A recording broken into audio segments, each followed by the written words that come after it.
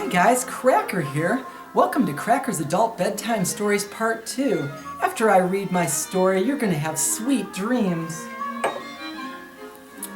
Once upon a time, in the Black Forest of Scandinavia, lived an ancient dark witch who the townspeople called Malacosis. It was written that Malacosis was the product of evil when two godless souls mated on a moonless night. Now the village of Cobbler was surrounded by the Black Forest, and that's the way the Dark Witch liked it. She looked upon the tiny village as kind of like a human supermarket where she could snatch small children in the middle of the night and have rough sex with any of the young apprentices in town. The old smelly hag would disguise her appearance as a young fair maiden and seduce the innocent young boys. And when the witch had satisfied her sexual desires, the witch would lure the town's children into the woods with a trail of striped candy canes that would lead right to the steps of her small stone castle. And when the young babes had their tummies full of the red and white delight, the dark witch would open the castle doors and gaze into their presence. Then she would snatch up the little unsuspecting brats with her huge fishnet and take them into her realm.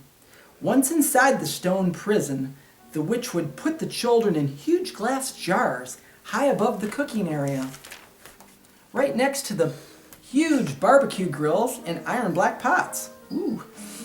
The children's cries could be heard through the castle walls, but no one was coming to the rescue, because the people of Cobbler would let the witch steal a child every now and then, if that meant the town was safe from the invading armies from the north. That was the dirty little secret that Cobbler would have to live with for the peace and security, knowing the dark witch could destroy any of the king's armies that would try to take the city. But not everyone in Cobbler felt that this was the best deal for the people. One man in the town square started screaming at the top of his lungs, "What kind of people have we become? We let Malacosis eat our children so we can be safe from the king's armies. Well, no more." And the small group of peasants, some as young as 16, started cheering, "We will go into the Black Forest and free our children and kill Malacosis." So that night, a group of about 25 townspeople put a plan together, and with fiery torches in one hand and sickles and pitchforks in the other, the small group set out into the Black Forest in the unknown.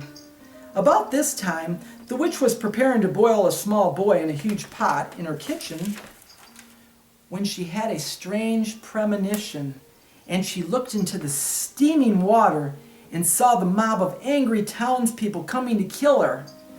Shocked by what she had just seen in the reflection of the water, the dark witch turned a funny color red and ordered the huge massive redwood trees in her forest to start dropping branches on the unsuspecting mob. Wow. The first casualty of the group was a short, dumpy-looking peasant girl named Nora.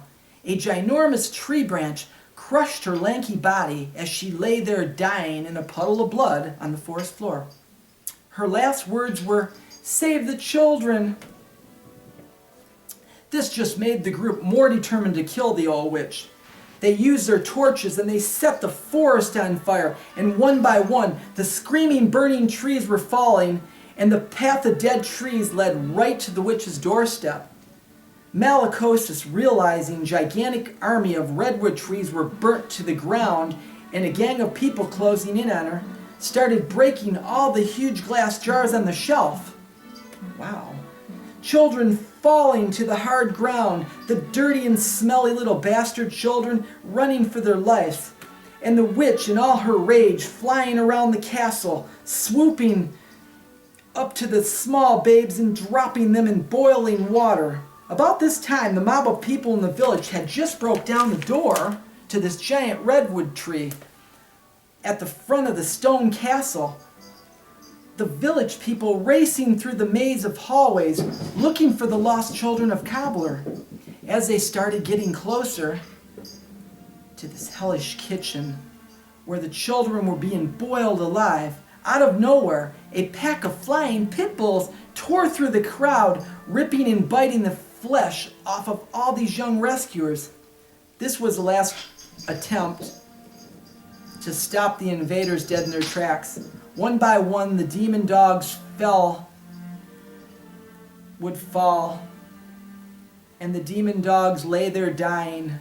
Malicosis, realizing she had lost the battle, climbed to the top of the bell tower and hung herself for everyone to see. They cheered, "The witch is dead, the witch is dead." But this day was filled with sadness. Out of 96 little ones, only one scrawny little white boy survived. His name was Gabi, and Gabi would become the greatest king that Cobbler had ever known, and the people would be free at last to live in a world where fear and evil was just a bad memory. The end. Good night, everybody, and sweet dreams. Cracker out.